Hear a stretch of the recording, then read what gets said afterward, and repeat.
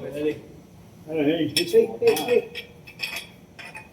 Y'all act like y'all ain't never made a mistake. I'll do this one because I'll be here.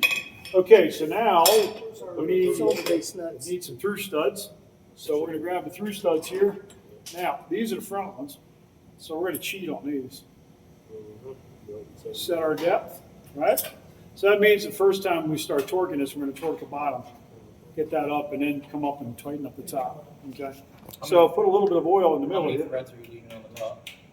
2 or 3? About 2, because if I more than this, I'll have no threads over here. Okay, so this will put it on the through studs. We're not worried about that. That ain't gonna help. I think it'll help us. So go ahead and drive that in. Where's that other one? Here, set that one up, put it in. Why don't you get in here, Mark? We'll do some of this. So grab the other 2 through studs. Now these through studs are so tight. Slightly more up. Real world, what's going to happen? You're going to go in there and they're going to stop. And you got to beat the crap out of them to get them to seat, which is correct. Right. So do you do the opposite of the sledgehammer, or do you take a brass I use a nut? dead blow hammer. Now, Lycoming has a tool for this. It's only $4,500. It's a really nice. Basically, it's just a piece of steel with a brass insert. That, in conjunction with a torque plate, sets the depth. Now, you want about that much thread sticking out. Okay, and again, we're going to put a little bit of the build-up oil in the center. Now, again, these are super loose. All right, they shouldn't be this loose. I'm trying to negotiate with the factory to get me more crankcases so we can replace these and have ones that are actually somewhat tight. Where's Richard?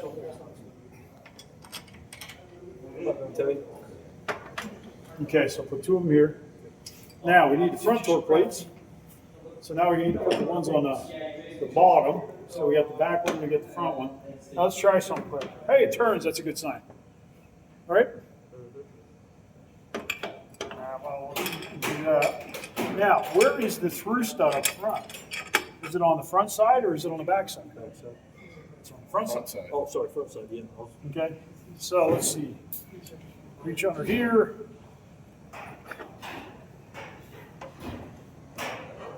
Never done this before, ever. My first time. We can tell.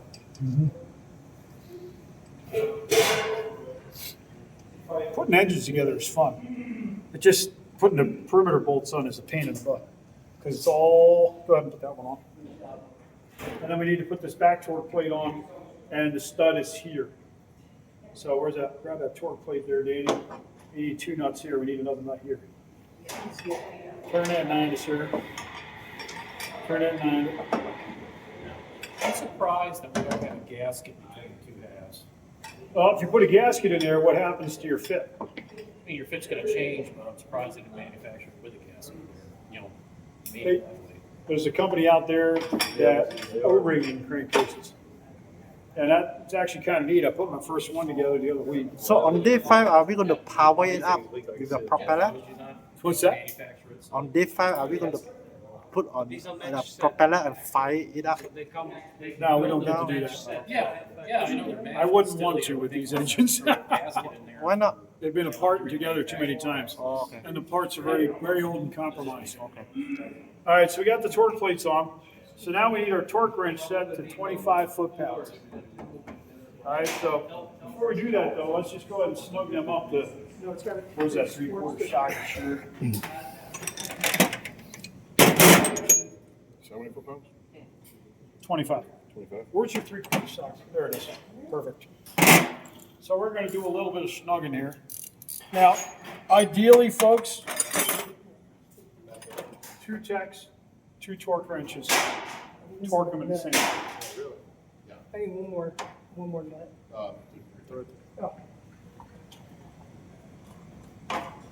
Okay. Right. Okay, so what we're going to do. Turn it up right? Well, we need to snug it up a little bit first. Yep. As we're assembling this engine, this thing's been apart so many times, these studs up, these dowels up here, loosens the gears. You gotta put this together, they're gonna be tight. So you're gonna have to beat on it a while, and it's not gonna go all the way together. So then you're gonna use your torque plates to help pull it together. Okay, so just to snug it up, see how much stud we got sticking out here. Looks good. Boy, that's always confusing because it looks offset and it's not. All right, so we'll just kind of do a little bit of a snuggy. Ratchety wrench on the bottom would be nice. Why don't you go ahead and snug those two. You want to hold this bottom one for you? Sure. We're gonna kind of move the bottom one at the same time, so you will keep the threads even. Yeah, that's it, no more. Do it in the back too? There's nothing on the other side. Yeah, these are. Just a little snug, and then do the front too. So a torque from the bottom, so it doesn't pull these threads up. Go from down here. Gotcha. So it doesn't pull the threads through on this side. Want to keep that side? Good. That's good. Good. Other one. Okay, so now at this point, we got it snugged enough, we can set it on the table to torque. Or you can torque it to here. Which one's easier? Table. Table. All right, so let's get the wood out, set it flat on the sump, facing where you're going to be torquing. Okay, flip it. So I give the power group the help. How's that?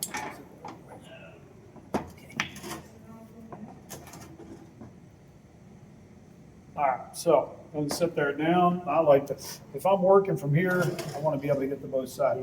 So again, ideally, folks, 2 torque wrenches, 2 people, everything at the same time. But guess what? We're in the field. We don't have that availability.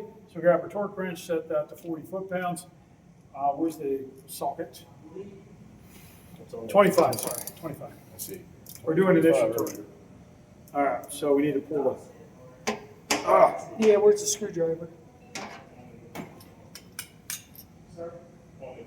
okay. So here's how this is gonna work. Where's our 1029? So we're on the table. Okay, 1029 delta. That's 1455. Okay, so we are working off of this page. This is our engine. There's our steps.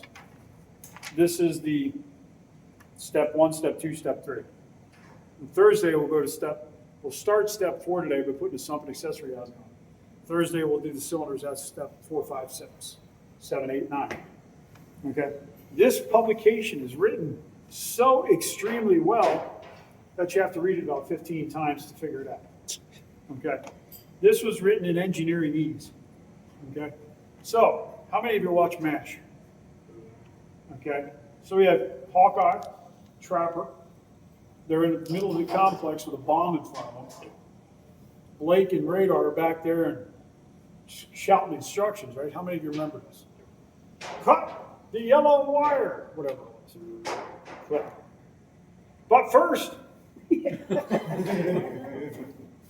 that's this publication. This thing is the biggest pain in my butt. Okay, so what it needs to make clear that it doesn't is that we do the first 3 to 25 foot-pounds. We come back and do the first 3 a second time to 50 foot-pounds. Then we go back and do everything else.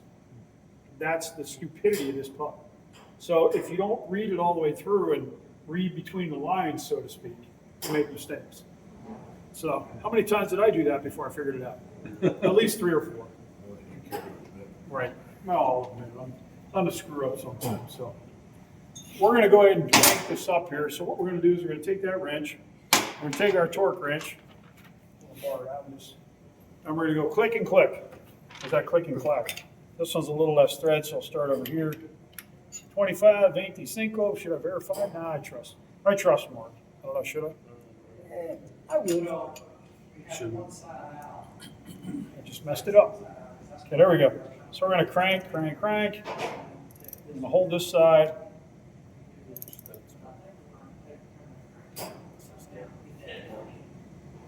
It's not spinning in You want there. to double nut it? Well, that's neat. Cool. None of them were.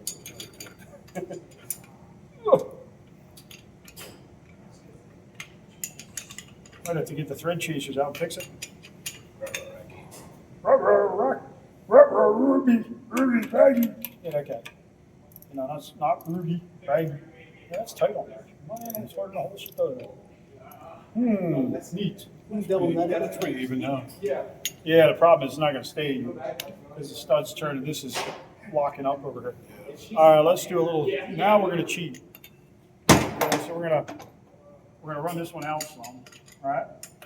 And since the whole stud is turning, I'm gonna run this one in some. Make some more threads over here, so when it pulls through, is that still turning, is it done? See if you can hold on to the end of the stud. Man, what'd you guys do to my engine? But I gotta be able to torque both sides. Well, we'll do it on that side, and then once we get this side to work, then we'll. Yeah, we'll pull the stud out and turn it around. There we go, now we got it. All right, so we get our 25, 18 sequence, there we go, quick hold. I hate when I do that. 25 don't matter really. So now I need to do both sides. So I'm gonna come over here and get this side. Now, with this engine, it really isn't that big a deal, because I'm already torquing all the way across the fastener. With a engine where the stud fits correctly, where it's tight in the center, it becomes critical. Because if I do one side and let it go, it torques up, but then what happens is you let the stud sit. It relaxes. Okay, so it comes to, say I torque this side and don't do this side, it pulls it this way. And now I've got, instead of 50 foot-pounds final here, I end up with 35 and 35. Then I throw a cylinder. Okay, so now the next thing we're gonna do is you're gonna do this one, then we're gonna do the back two. Now notice they're threaded in over here, so we just do the back two by themselves, and then the front two. Now on the fronts, because the studs are so loose, I'll do this side first, so I can torque it up and these threads stay the same. If these move, I don't have enough thread over here once the cylinder goes on, okay? Because we are simulating the base of the cylinder with this big thick spacer. That's the cylinder, that's the base of the cylinder right there. Okay, so I gotta make sure that it's torqued all the way across. So 25, follow the picture. 25 in the middle, 25 at the back, 25 at the front, both sides. Then 50 middle, 50 back, 50 front, both sides. Then we go on to paragraph 3, step 3, which is using the 3/8 inch and 1/4 inch nuts, using sequences shown in figures 1 through 11, or figure 1. Tighten the 3/8 inch and 1/4 inch nuts at the crankcase parting flange. Where's the crankcase parting flange? Okay, will this be part of the crankcase parting flange? Sure. Yeah. It is. These are the only 3/8. We have 2 3/8 nuts here, one 3/8 nut here.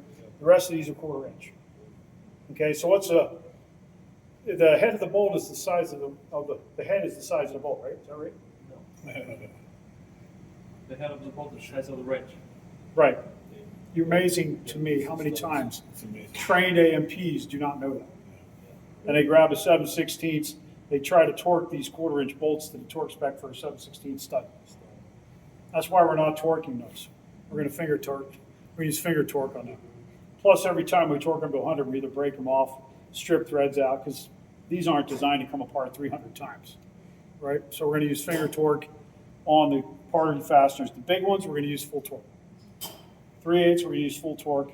So we're going to do these to 25, bing, bing, bing, 50, 50, 50, 25, at which point we're going to pop the seal in, and we're not going to glue them in, we're just going to push them in. We would use that black, Permatex Ultra Black, or DAC 4737, or the Plyo Bomb, whichever we choose to use. Then, for our purposes, we're going to put the ring gear on, put the stand on, stand it up, and then do the rest of